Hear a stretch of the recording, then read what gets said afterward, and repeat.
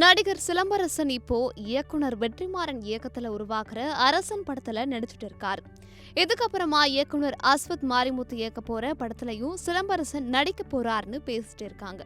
இதுக்கு முன்னாடி சிலம்பரசன் துபாயில நடிகர் அஜித்குமாரை சந்திச்சிருக்கிறாரு.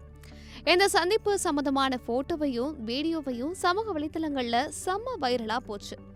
சமீபத்துல தன்னோட பிறந்தநாளை கொண்டாடின சிலம்பரசன் துபாயில அஜித்குமாரை சந்திச்சது பற்றி இப்போ மனம் திறந்து பேசியிருக்காரு.